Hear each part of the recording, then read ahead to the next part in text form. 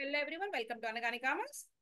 Students, మనం previous వీడియోలో partnership నుంచి రిటైర్మెంట్ అడ్మిషన్ కంప్లీట్ చేసామండి.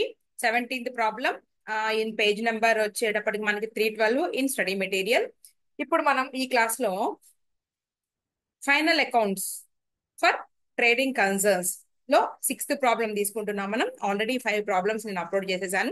6th problem తీసుకుంటున్నామండి. ఈ సమ్ ఎలా ఉంటుంది అంటే, మనకి ట్రయల్ బ్యాలెన్స్ ఇచ్చారు, కాకపోతే అదేంటంటే ఇన్కరెక్ట్ అన్నమాట. కొన్ని మిస్టేక్స్ జరిగినాయి. సో మనం రెక్టిఫికేషన్ ఆఫ్ ఎర్రర్స్ చేసి, అంటే ఎర్రర్స్ ఏవైతే ఉన్నాయో వాటిని ఫైండ్ అవుట్ చేసి మనం ఎంట్రీస్ రాసుకుని దాని నుంచి మనం ఫైనల్ అకౌంట్ తయారు చేస్తాము. సో మనకి ఇక్కడ సస్పెన్స్ అకౌంట్ కూడా యూజ్ చేయమన్నారు అనమాట. ఓకే, స్క్రీన్ షేర్ చేస్తా అండి.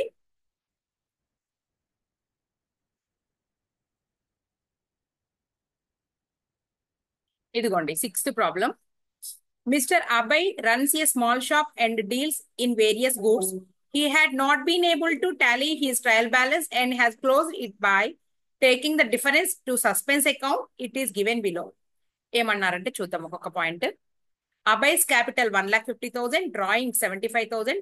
ఏమండి, క్యాపిటల్ మనకి ఎప్పుడైనా సరే సంస్థ మనకి ఏంటంటే ఇక్కడ owner differ from the business. So owner Abhay అనే ఇక్కడ ఎవరు సోల్ ప్రొపరేటర్ ఎవరు? అభయ్ క్యాపిటల్ ఇంట్రడ్యూస్ చేసినా కూడా సంస్థ ఏం చేస్తుంది అంటే అతనికి ఎప్పటికైనా కానీ అతను తీసుకెళ్లిపోతాడు కదా అని లయబిలిటీ గానే ట్రీట్ చేస్తుందండి. సో క్రెడిట్ బ్యాలెన్స్ చూపిస్తుంది. తర్వాత డ్రాయింగ్స్, అభయ్ తను తెచ్చిన క్యాపిటల్ లో నుంచి అమౌంట్ కనుక డ్రా చేసుకుంటే సంస్థకి తిరిగి తీసుకురావాలి, కాబట్టి సంస్థ ఎప్పుడు కూడా దాన్ని అసెట్ గా ట్రీట్ చేసుకుని డెబిట్ చేస్తుందండి. దీన్ని మనం ఏంటి అసెట్ లాగా చూపించకూడదు. డెబిట్ చేశారనేసి ఇది ఏం చేస్తాము అంటే క్యాపిటల్ నుంచి డిడక్ట్ చేస్తామండి. క్యాపిటల్ ఏదైతే ఉందో తెచ్చిన క్యాపిటల్ తగ్గిపోయినట్టు చూపించాలి. 1,50,000 రూపీస్ లో నుంచి బ్యాలెన్స్ షీట్ లో 75,000 రూపీస్ డిడక్ట్ చేసి క్యాపిటల్ చూపించాలన్నమాట. Next fixed assets 1,35,000, opening stock 36,500, purchases and returns. Purchases debit balance, returns credit balance. Sales credit balance, sales returns debit balance. Due from customers అంటే debtors అండి. Due from customers అంటే debtors. తర్వాత creditors, debtors debit balance, creditors credit balance. Expenses, expense అనేది ఏంటి మనకి according to nominal rule debit all expenses and losses. ఇక్కడ ఏమేమి ఉంటాయి? నామినల్ నేచర్ ఐటమ్స్ అన్ని ఉంటాయి కదండి. ఇక్కడ మనకి నామినల్ నేచర్ కి సంబంధించినవి ఉంటాయి, పర్సనల్ అకౌంట్ కి సంబంధించినవి ఉంటాయి, తర్వాత ఇంకోటి ఏంటి రియల్ అకౌంట్ కి సంబంధించిన అన్ని కూడా ఉంటాయి దీంట్లో. దీని నుంచి మనం ఏం చేస్తాము అంటే నామినల్ నేచర్ అన్ని కూడా మనం ఎక్కడ తీసుకెళ్తామండి? ట్రేడింగ్ అండ్ P&L అకౌంట్ తీసుకెళ్తాం. నామినల్ నేచర్ కి ఏవైతే సంబంధించినవి ఉన్నాయో, నామినల్ నేచర్ అనగానే expenses, losses, incomes and gains, అవన్నీ కూడా మనం ట్రేడింగ్ అకౌంట్ కి, ట్రేడింగ్ అండ్ P&L అకౌంట్ తీసుకెళ్తాము. Next personal account and real accounts ఏవైతే ఉన్నాయో, ఈ రిలేటెడ్ ఐటమ్స్, దేనికి personal and real account related items ఏవైతే ఉన్నాయో వాటిని మనం బ్యాలెన్స్ షీట్ కి తీసుకొస్తాం అనమాట. పర్సనల్ అకౌంట్ అంటే ఏం లేదండి, డెటార్స్ క్రెడిటార్స్ కనబడతారు లేదా వాళ్ళు మనకి, వాళ్ళే పర్సనల్ అకౌంట్స్. రియల్ అకౌంట్ అంటే మనకు అసెట్స్ కనిపించట్లా, క్యాష్ ఇన్ హ్యాండ్, తర్వాత ఫర్నిచర్ అని, తర్వాత మనకి మెషినరీ, స్టాక్, ఇలాంటివన్నీ కూడా మనకి ఏంటి అంటే రియల్ అకౌంట్ అసెట్స్ అనమాట. పర్సనల్ అకౌంట్ అంటే క్లియర్ గా డెబిట్, డెటార్స్, క్రెడిటార్స్ ఇలా వస్తుంది. రైట్, సరే. ఎక్స్పెన్సెస్ అయిపోయింది. నెక్స్ట్ క్యాష్, తర్వాత బ్యాంక్ డిపాజిట్. అండ్ ఇక్కడ ఏంటి క్యాష్ క్రెడిట్ బ్యాలెన్స్ ఇచ్చారండి, 3,000 రూపీస్ ఇచ్చారు అంటే మనకి క్యాష్ బ్యాలెన్స్ లో ఉన్నట్టు చూపించట్లేదు అనమాట. తర్వాత bank deposits, interest earned.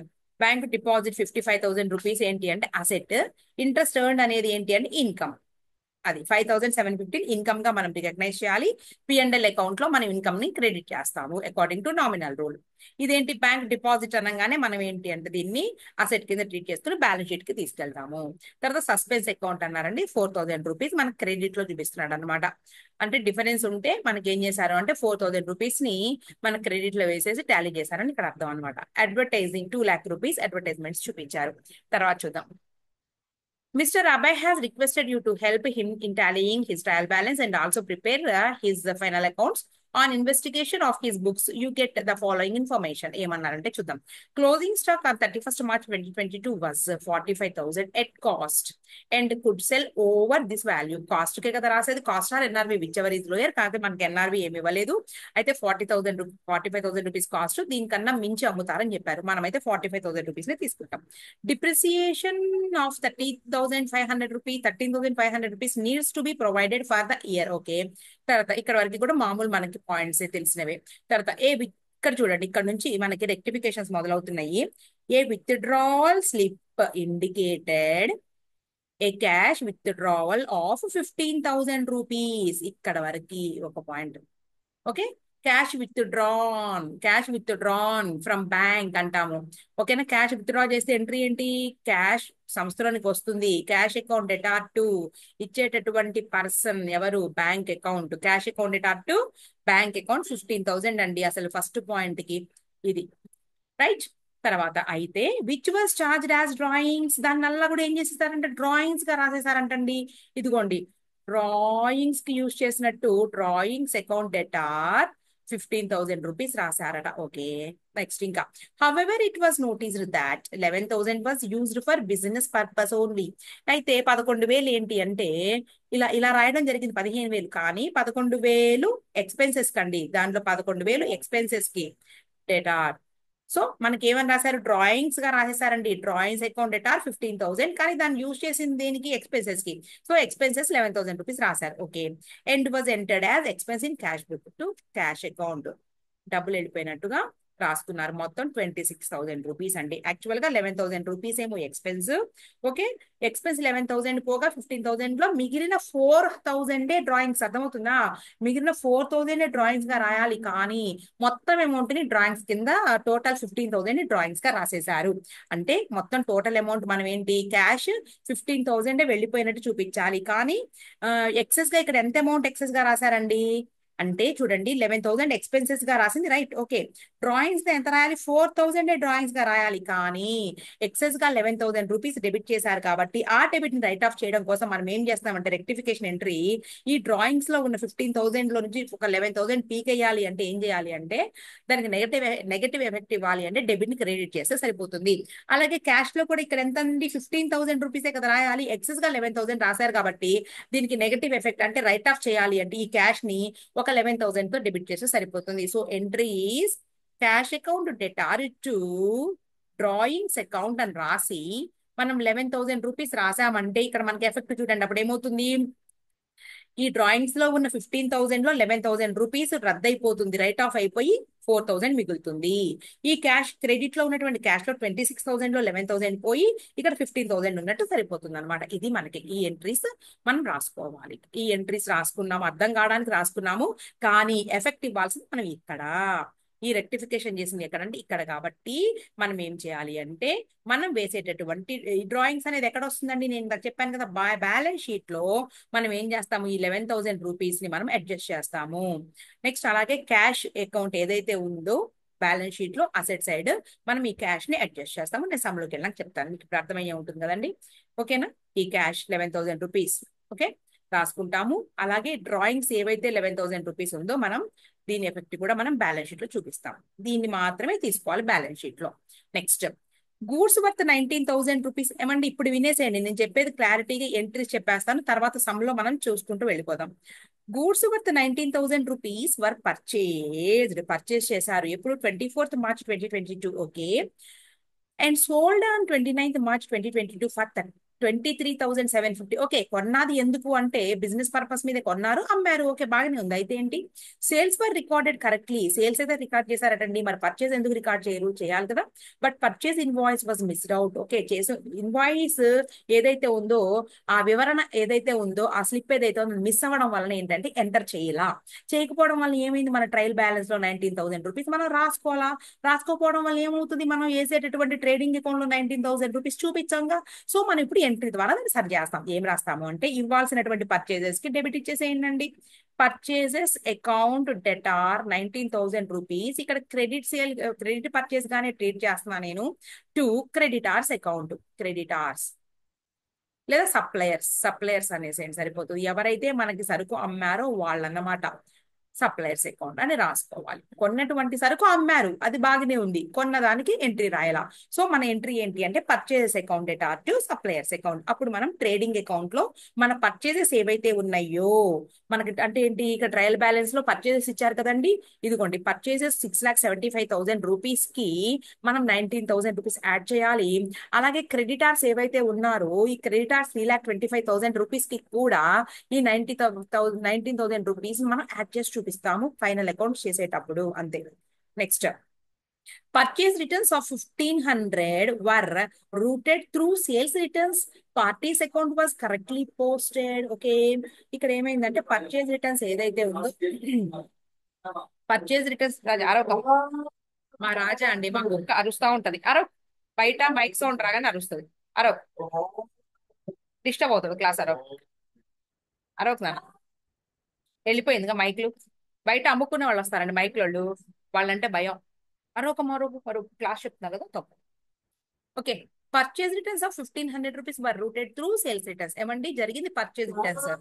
Raja don't అరో అంటే పర్చేజ్ రిటర్న్స్ అనగానే మనకి ఏంటి, మనం కొన్నటువంటి సరుకు తిరిగి వెళ్ళిపోయింది. ఓకే, కొంటే డెబిట్, అమ్మేస్తే కొంటే డెబిట్ చేస్తాము. ఆ సరుకు రిటర్న్ వెళ్ళిపోతే ఆ కొనుగోలుని మనం తగ్గిస్తాం కోసం మనం ఏం చేస్తాము అంటే క్రెడిట్ చేస్తాం. అయితే దానిని సేల్స్ రిటర్న్స్ ద్వారా రాశారంటండి. ఓకేనా, అంటే సేల్స్ రిటర్న్స్ ద్వారా రాశారు అంటే అర్థం ఏంటి, సేల్స్ క్రెడిట్ బ్యాలెన్స్ చూపిస్తుంది, సేల్స్ రిటర్న్స్ డెబిట్. అంటే అనవసరముగా డెబిట్ చేసాము సేల్స్ రిటర్న్స్ కి. సో ఆ డెబిట్ ని రైట్ ఆఫ్ చేయడానికి ఏమో సేల్స్ రిటర్న్స్ క్రెడిట్ చేయాలి. ఇవ్వాల్సిన క్రెడిట్, అసలు క్రెడిట్ ఇవ్వలేదు కదండి పర్చేజ్ రిటర్న్స్ కి. సో అసలు క్రెడిట్ రాజా అరవకమ్మ, క్లాస్ చెప్తున్నాను, డిస్టర్బ్ అవుతారు కదా, అర్థం కాదు వాళ్ళకి, అరవకూడదు. మా అమ్మగా అర్థమవుతుందండి మ్యాటర్. పర్చేజ్ రిటర్న్స్ అసలు ఎంటర్ అవ్వాలా, మరి పర్చేజ్ రిటర్న్స్ ఎంటర్ చేద్దాం. మనం ఎంటర్ చేయాలి అంటే అసలు పర్చేజ్ రిటర్న్ ప్లేస్ ఏంటి తెలుసుకోవాలంటే నీకు పర్చేజ్ తెలియాలి. రాజా డోంట్ టాక్. అరవద్దు అరవద్దు అరవద్దు అరవద్దు. సో మనం పర్చేజ్ రిటర్న్స్ కి ఇవ్వాల్సిన పర్చేజ్ రిటర్న్స్ క్రెడిట్ ఇచ్చేద్దాము. అనవసరంగా ఇంతకు ముందు ఇచ్చినటువంటి డెబిట్ సేల్స్ రిటర్న్స్ ఏదైతే ఉందో దాన్ని రైట్ ఆఫ్ చేద్దాం. సో మనకి ఓకే, రెండు కూడా క్రెడిట్ చేస్తున్నాము. మరి డెబిట్ ఏం చేయాలి అంటే parties account was correctly posted కాబట్టి ఇప్పుడు మనం సస్పెన్స్ అకౌంట్ తీసుకొస్తున్నాం. సస్పెన్స్ అకౌంట్ డెటార్ టు అంటే ఒక టెంపరీ అకౌంట్ అండి. ఇది ఏ నేచర్ అనేది కూడా మనం చెప్పకూడదు, అది అక్కడ అవసరమైతే అక్కడ వేస్తాం. Suspense account debtor to purchase return account 1500 rupees to sales returns account 1500 rupees ఇలా రాసాం. ఇప్పుడు రాసినప్పుడు ఏం చేస్తాము అంటే మరి ఈ పర్చేజ్ రిటర్న్ కి ఎఫెక్ట్ ఇవ్వాలి, సేల్స్ రిటర్న్ లో కూడా ఎఫెక్ట్ ఇవ్వాలి. ఆల్రెడీ మనకి లెక్కలో ఉన్నాయి. పర్చేజ్ రిటర్న్స్ ఇచ్చారండి, ఎంత ఇచ్చారు చూడండి. ఇప్పుడు ఏం లేదు, పర్చేజ్ రిటర్న్స్ ఆల్రెడీ ఈ 1500 రూపీస్ ఎంటర్ చేయలేదు కాబట్టి పర్చేజెస్ నుంచి ఆల్రెడీ రిటర్న్స్ ఎంతైతే ఉన్నాయో తగ్గిస్తాం కదండి. పర్చేజెస్ నుంచి 6,75,000 నుంచి 13,500 ఎలా తగ్గిస్తామో ఇంకో 1500 రూపీస్ కూడా తగ్గిస్తాం అనమాట. రైట్, లెస్ చేస్తాము ట్రేడింగ్ అకౌంట్ లో. మరి సేల్స్ రిటర్న్స్ ఏం చేస్తాము, అనవసరంగా ఆల్రెడీ సేల్స్ నుంచి వాళ్ళు తగ్గించేశారండి. సేల్స్ నుంచి 1500 నుంచి తగ్గించేశారు ఆల్రెడీ. ఎందుకు, ఇంతకు ముందు సేల్స్ రిటర్న్స్ గా రాశారు కాబట్టి. ఇప్పుడు మనం యాడ్ బ్యాక్ చేస్తాము, దీన్ని యాడ్ చేయాలి ప్లస్, అంతే పాయింట్. నెక్స్ట్ ఇంతే, ఈ అడ్జస్ట్మెంట్స్ తెలుసుకుంటే ఫైనల్ అకౌంట్ మామూలుగానే ఉంది, సమ్ కష్టమేం లేదు. Expenses include 3,750 related to the period after 31st March 2022. మనం వేసేటటువంటి trading and P&L account balance sheet ఈ డేట్ అది కాబట్టి దీని తర్వాత పే చేసేటటువంటి అంటే ఫాలోయింగ్ ఇయర్ ఏదైతే ఉందో నెక్స్ట్ ఇయర్ పే చేశారు కాబట్టి దీని మీనింగ్ ఏంటంటే ప్రీపెయిడ్ ఎక్స్పెన్సెస్ ఏవైతే ఉన్నాయో 3,750 రూపీస్ ని ప్రీపెయిడ్ ఎక్స్పెన్స్ గా రికగ్నైజ్ చేయాలి. సో అప్పుడు ఎంట్రీ ఏంటండి, prepaid expenses account debtor to expenses account 3,750 rupees. మనకి సమ్ లో కనుక ఎక్స్పెన్సెస్ ఉంటే ఇదిగోండి ఎక్స్పెన్సెస్ ఉన్నాయి కదండి, ఈ ఎక్స్పెన్సెస్ నుంచి మనం ఏం చేస్తామండి, ప్రీపెయిడ్ డిడక్ట్ చేస్తామండి. ఓకే, తర్వాత మనం బ్యాలెన్స్ షీట్ లో చూపించుకుంటాం. మీకు తెలిసిన పాయింటేగా, మనం ఎప్పుడు కూడా ఎంట్రీ అయితే ఇలా పాస్ చేయాలి. తర్వాత purchase book was over cost by 1,000 rupees, posting to suppliers account is correct. Okay, suppliers account correct అని ఇచ్చినా ఇవ్వకపోయినా కరెక్ట్ అయినట్టే, ఎందుకంటే ఓన్లీ పర్చేస్ బుక్ మాత్రమే, అంటే పర్చేసెస్ మాత్రమే. ఓకే, పర్చేస్ బుక్ అనగానే మనకి ఇక్కడ ఏంటి అంటే పర్చేస్ జనరల్ కాబట్టి మనకి క్లియర్ గా పోస్టింగ్ టు సప్లయర్స్ అకౌంట్ ఇది కరెక్ట్ అని ఇచ్చారు. అంటే ఓన్లీ ఇక్కడ పర్చేస్ అకౌంట్ లో మాత్రమే తప్పు జరిగింది, ఓవర్ క్యాస్ట్ అంటే ఎక్కువగా కూడారు. ఇది మీకు తెలియాలి అంటే ఫస్ట్ పర్చేస్ డెబిటా క్రెడిటా తెలియాలి. According to nominal rule debit all expenses and losses. Purchases అనేవి నెంబర్ ఆఫ్ టైమ్స్ జరుగుతాయి కాబట్టి దాన్ని రికరింగ్ నేచర్ గా ట్రీట్ చేసేసి పర్చేసెస్ ని ఎక్స్పెన్స్ గా ట్రీట్ చేస్తాను నేనైతే. సో మనం ఏం చేస్తాము, ఓవర్ క్యాస్ట్ అంటే డెబిట్ బ్యాలెన్స్ ఎక్కువగా చూపిస్తుంది 1,000 రూపీస్, సో క్రెడిట్ చేస్తే సరిపోతుంది. సో దానికి తోడుని తీసుకున్నాం ఒకటి, అదేంటంటే సస్పెన్స్ అకౌంట్ అనేటటువంటి టెంపరీ అకౌంట్ తీసుకొచ్చి suspense account debtor to purchases account రాసేయండి. రైట్, సో మనం ఏం చేస్తాము అంటే పర్చేసెస్ ట్రేడింగ్ అకౌంట్ లో ఎంటర్ చేసేటప్పుడు ఈ పర్చేసెస్ 6,75,000 రూపీస్ నుంచి 1,000 రూపీస్ ఎక్సెస్ గా మనం ఏదైతే చేసామో దాన్ని లెస్ చేస్తాము. సప్లయర్స్ అకౌంట్ ని ముట్టుకోవద్దు, ఎందుకంటే అక్కడ బాగానే పడింది కాబట్టి. Next, advertising will be useful for generating revenue for 5 years. Advertisement expenses జరిగినాయి అంటండి, దాన్ని ఏంటి అంటే 5 సంవత్సరాల పాటు, అంటే జనరేటింగ్ రెవెన్యూ అంటే ఇప్పుడు మనకి ఏంటి జనరేటింగ్ రెవెన్యూ అనగానే అది క్యాపిటల్ నేచర్ అనేసి వచ్చేస్తుంది మనకి ఫీలింగ్, అవునా? రెవెన్యూని ఏదైతే జనరేట్ చేయడానికి ఉపయోగిస్తున్నామో, ఏ ఎక్స్పెన్సెస్ అయితే ఇన్కమ్ జనరేట్ చేయడానికి పెట్టామో అదల్లా కూడా క్యాపిటల్ ఎక్స్పెన్స్ గా ట్రీట్ చేసి మనం బ్యాలెన్స్ షీట్ లో అసెట్ సైడ్ చూపిస్తామండి యాక్చువల్ గా. అలాంటి అడ్వర్టైజ్మెంట్స్ గురించి ఇక్కడ చెప్పారు 2,00,000 రూపీస్. రైట్, అయితే ఇక్కడ మనకి ఒక నోట్ కూడా రాసుకున్నామండి, మనం ఎక్స్పెన్స్ గానే ట్రీట్ చేసాం దాన్ని సమ్ లో, దాన్ని బ్యాలెన్స్ షీట్ లో చూపించలా. మీకు అర్థమవుతుందా? ఏదైనా కానీ ఇన్కమ్ ని జనరేట్ చేయడానికి పెట్టినటువంటి ఖర్చుని అసెట్ గా ట్రీట్ చేస్తాము. అయితే దాని గురించి ఇక్కడ చెప్పారు. The expenditure incurred on intangible items after the date, ఎప్పుడు AS 26 became or becomes mandatory 1/4/2003 or 1/4/2004 as the case may be, would have to be expensed when incurred, since these do not meet the definition of an asset, okay, as per accounting standard 26. Hence, full amount of advertisement expense is charged to P&L account, profit and loss account కి మనం రాస్తాం కానీ balance sheet కి తీసుకెళ్ళాము. అది note పెట్టి చెప్పారు. నేను standards గురించి క్లియర్ గా చెప్పినప్పుడు మళ్ళీ ఎక్స్ప్లెయిన్ చేస్తానండి, ఇప్పుడు ఇంతవరకు తీసుకోండి. ఓకే, అన్ని కూడా రాసేసామండి. ఇక మనం సమ్లోకి వెళ్ళిపోదాం. చూడండి ఒక్కొక్క పాయింట్. ఫస్ట్ పాయింట్ గురించి నేను చెప్పాను కదండి, క్యాష్ విత్డ్రావల్ స్లిప్ కనిపించలేదన్నారు. సారీ, ఇండికేట్ చేస్తుంది ఏమని, క్యాష్ విత్డ్రా చేశారని. ఇదిగోండి నేను చెప్పిందే, నేను రాశాను already.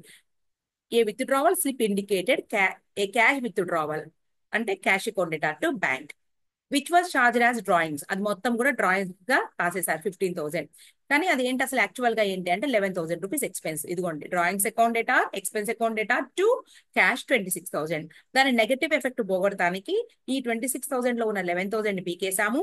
So cash account debtor to ఈ డ్రాయింగ్స్ లో ఉన్నటువంటి 4,000 ఇక్కడ కనబడాలి అంటే 11,000 రూపీస్ రద్దు చేసాము. ఇదిగోండి లైన్ గా ఎంట్రీస్ రాసుకుంటే వెళ్ళిపోయారు. ఇదిగోండి రైట్, ఇదిగోండి క్లియర్, ఇది రెక్టిఫైడ్ ఎంట్రీ. తర్వాత omitted transaction to be recorded, purchases account data to suppliers. ఇందా చెప్పాను కదండి, సేల్స్ అయితే జరిగినాయి కానీ పర్చేసెస్ గా రాయలేదు అని. ఇది తర్వాత incorrect recording of purchase returns corrected by. Already sales returns ని మరి డెబిట్ చేస్తూ రాసుకున్నారు కాబట్టి దాన్ని రైట్ ఆఫ్ చేసాము. పర్చేస్ రిటర్న్స్ కి ఇవ్వాల్సిన రిటర్న్స్ క్రెడిట్ ఇచ్చాము. Temporary account, suspense account debit చేస్తూ తీసుకున్నాము.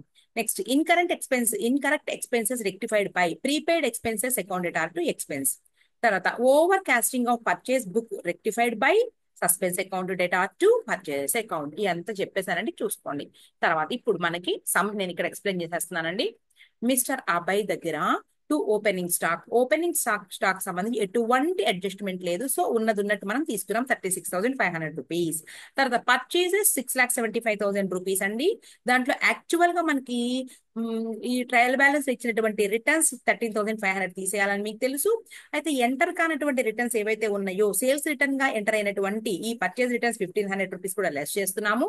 1,500. నెక్స్ట్ ఇంకొక పాయింట్, పర్చేజ్ ఒమిట్ చేశారండి, మిస్ అయిన 19,000 రూపీస్ ని మనం ఇప్పుడు యాడ్ చేసుకోవాలి.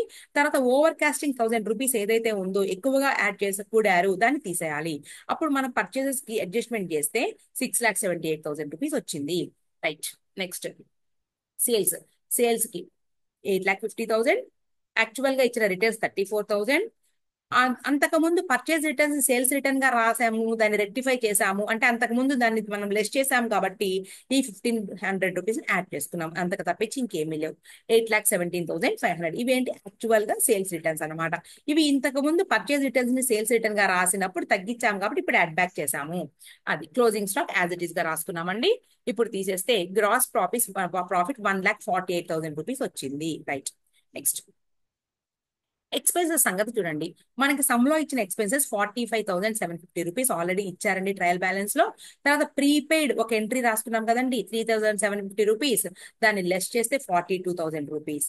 డిప్రిసియేషన్ ఆల్రెడీ మనకి అడ్జస్ట్మెంట్ లో సెకండ్ పాయింట్ 13,500 ఇచ్చారు, అది రాసాము. తర్వాత అడ్వర్టైజింగ్ మొత్తాన్ని కూడా P&L అకౌంట్ కి మనం ట్రాన్స్ఫర్ చేసేసాము 2 lakh rupees. Next interest on bank deposits. ఎక్కడ ఉందండి ఇంట్రెస్ట్ ఆన్ బ్యాంక్ డిపాజిట్స్? ఇందాక నేను చెప్పేటప్పుడే ఇక్కడ చూపించాను చూడండి. డిపాజిట్స్ వచ్చేటప్పటికి ఇదిగోండి, ఫిక్స్డ్ డిపాజిట్స్ 55,000 ఏమో బ్యాలెన్స్ షీట్ లో అసెట్, ఈ 5,750 ఏమో income on fixed deposit. So దాన్ని ఇంట్రెస్ట్ గా మనం రికగ్నైజ్ చేసుకుంటాము. ఇదిగోండి ఎక్కడ రాసుకున్నాము, interest on bank deposit 5,750. So net loss వచ్చిందండి. ఈ టోటల్ అమౌంట్ ఎక్కువ ఉంది, మరి అడ్వర్టైజ్మెంట్ 2 lakh పడింది కదండి. ఓకే, యాక్చువల్ గా ఏంటి అంటే ఏదైనా ప్రోడక్ట్ ని ఇంట్రడ్యూస్ చేసినప్పుడు భారీ పెట్టుబడి పెడతారు, భారీ అడ్వర్టైజ్మెంట్ ఎక్స్పెన్స్ పెడతారు. దానిని ఏంటి అంటే ఫ్యూచర్ ఇయర్స్ లో రైట్ ఆఫ్ చేస్తారు అనమాట యాక్చువల్ గా. ఓకే, దీనివల్ల ఏమైంది అంటే మనకి నెట్ లాస్ వచ్చింది 1,01,750 రూపీస్. దీని గురించి నోట్ అని చెప్పామండి, ఇందా చదివాను చూడండి. నేను అకౌంటింగ్ స్టాండర్డ్స్ చెప్పినప్పుడు క్లియర్ గా చెప్తాను.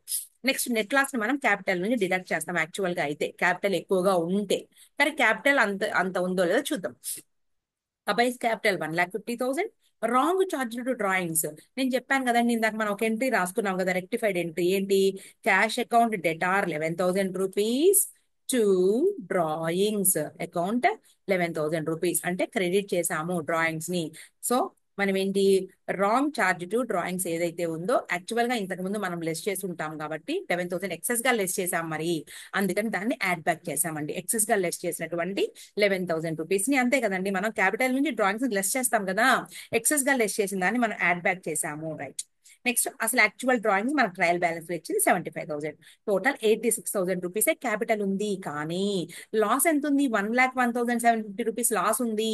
సో మనం ఏం చేస్తున్నాడు అంటే దాన్ని మన పిఎన్ఎల్ అకౌంట్ ఇప్పుడు డెబిట్ బ్యాలెన్స్ అయింది. పిఎన్ఎల్ అకౌంట్ డెబిట్ బ్యాలెన్స్ ఎప్పుడండి, లాస్ వచ్చినప్పుడు ఎప్పుడైనా కానీ మనకి డెబిట్ బ్యాలెన్సే అంటాము.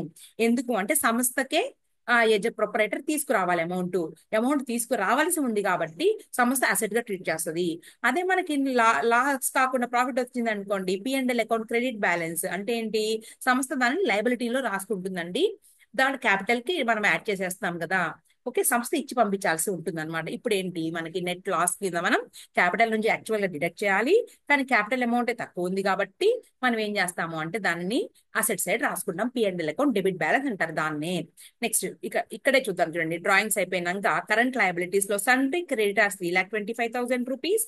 మిస్డ్ అవుట్ పర్చేజెస్ ఉంది కదండి, మనం ఒక ఎంట్రీ రాసుకున్నాం కదా అండి పైన, ఇదిగోండి ఎంట్రీ 19,000 రూపీస్ కి ఎంట్రీ రాసుకున్నాం కదండి, ఇదిగోండి. సో సప్లయర్స్ అకౌంట్ మనం యాడ్ చేసుకోవాలి, సప్లయర్ కి ఆ 19,000 రూపీస్ ని యాడ్ చేసాము. టోటల్ 3,44,000 అయిపోయింది. చాలా స్మాల్ ప్రాబ్లం అండి, ఓన్లీ రెక్టిఫైడ్ ఎంట్రీస్ రాసుకుంటే చాలు. Next fixed assets total amount 1,35,000 rupees అయితే డిప్రిసియేషన్ 13,500 లెస్ చేస్తే ఇదండి నెట్ వాల్యూ. తర్వాత కరెంట్ అసెట్స్ వచ్చేటప్పటికి stock, సన్రీ debtors. Okay, cash in hand ఇందాక మనకు సమ్ లోనే చూడండి క్రెడిట్ బ్యాలెన్స్ లో ఇచ్చారు క్యాష్ ఇన్ హ్యాండ్, ఇదిగోండి క్యాష్ ఇన్ హ్యాండ్ క్రెడిట్ లో ఇచ్చారు చూడండి 3,000 రూపీస్. ఓకే,